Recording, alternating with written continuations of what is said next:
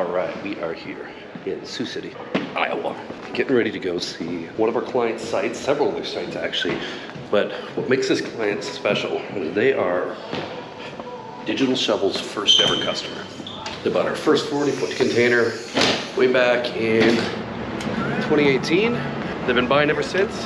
So we thought it would be great to showcase a bit of their sites, a bit of the progress of our product, and get some feedback from them in terms of how we grew as a company and how our product grew as a company. So let's do this. Waiting for a ride from JP, got my coffee, got my breakfast. Let's go check out Iowa.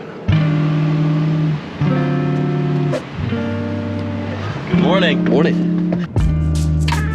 All right, so I'm here with JP from Mining Store. We are going to visit 3 of their sites today. You still got some of our early 40-foots, don't you? I do. We have at least one of them running still, and sold off 2 of the old ones. But yeah, running 40-foot container for at least 3 to 4 years now. Yeah, what was it? 2018, you bought literally our first container we ever sold.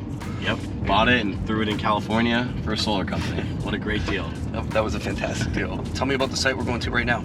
So this site is made up of 5 megawatts of MiniPods, 2 strings of 9 pods each, and it is in Iowa. It's one of our newer sites, so we got the concrete poured, and the transformers are coming tomorrow or Monday. Started the work in the middle of August and should be done by end of October, October 15th. All the work, all the wiring, all the machines installed and energized. You know, that's a pretty short turnaround time, but we're waiting on the utility. So it's not even us we're waiting on, it's gonna be the utility. And we always focus on the substation. So we build out right next to the substation, we lease about 1 acre of land next to it, and that's how we're able to keep our costs down and keep projects moving fast. All right, walk me through this site a little bit here, JP. So this is one of our transformer pads here. We've got our stub ups coming in and all the grounding wire. This is a fiberglass concrete pad. Seems like a really cost-effective way of doing it. Yeah, I think it was like $3 grand for both of them total. Really? All in. So how much was it costing you before when you were putting down I think pad? it's similar cost, but the difference is just way faster. Yes. And the West rebar, I think it's easier to work in because now you can actually have like all this space. Awesome. And you got these prepped for 9-pod strings. So we've got stub ups coming down, switch gear is going to go here, then your pods across for both sides. Nice. Exactly. So we'll be placing the switch gears today, and then this week, Mike will be putting on the pods, connect them together, and then the electricians will be out here next week to do all the wiring. And this site will be one step closer to completion. Wicked. Now these are some older pods, but that's the nice thing about them. They're modular. You're grabbing some of our new ones and the old ones, putting them together. You've had these in stock for a little while. Almost a year. A little while. What happens when you have to deal with counties and zoning? Yeah. We got this one zoned and good to go. Right, off to the next site. Yep. So, site number 2 under construction. Site number 2 out here, this will be 20 pods, another 5 megawatts, 2 3-megawatt transformers. We just poured the concrete yesterday. Go check it out, or 2 days ago. We are in the middle of September. You got all these pods delivered, what, last week? Yep. When did you order those from us? We ordered them probably August, mid-August. Yeah, so less than a month we got them out the door. Most of the stuff was already in stock. It just shows just how quickly you can go from a raw field to a finished site using modular solutions rather than doing building. You've done buildings. Right. Yeah, we've done a building, yeah. In Melrose, yeah. We got a big group building there. What's easier? Pods are definitely easier. Pods are definitely easier. Put them down, modular, it's the way to go. Scales faster. We can do a site in under 2 months. So we got to move some back sheets to another site for them. We're not going to hand bomb them. So I'm helping them out drive the Bobcat, something I haven't done in years.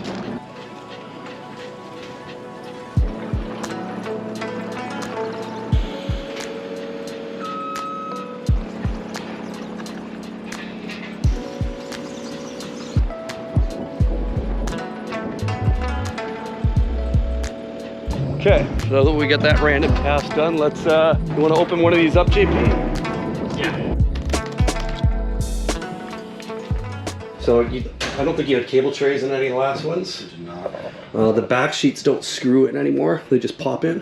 Fans and everything are pretty similar to the previous ones.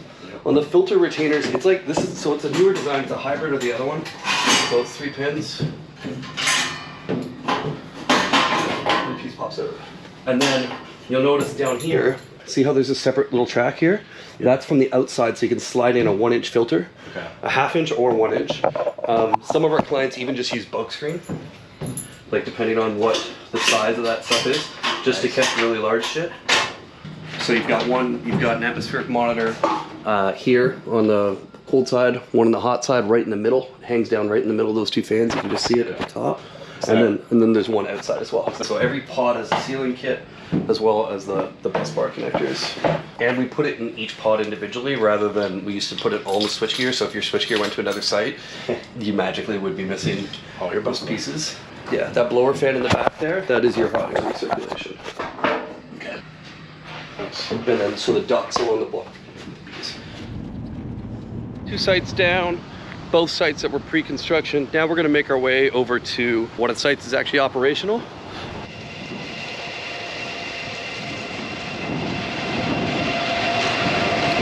So you're running this off Starlink?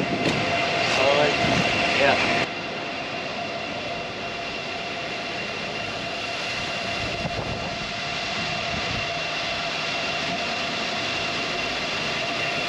All right, another deployment. We got the substation right over here. It's got 4.8 megawatts running all new generation Bitmain equipment, S19s.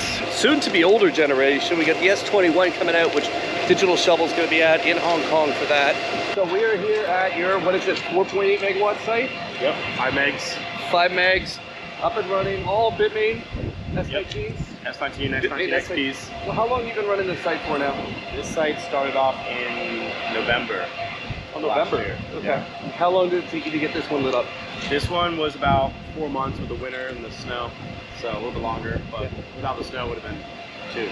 We're gonna step inside, check out some of the pods, and yeah, let's go look at some Bitcoin miners. He's got to change his filters.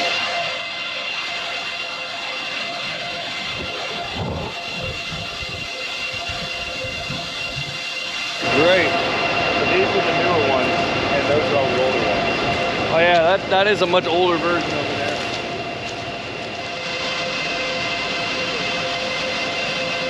All right, so while we're here, this is the substation they're tapping off of. So this is not a mining store substation.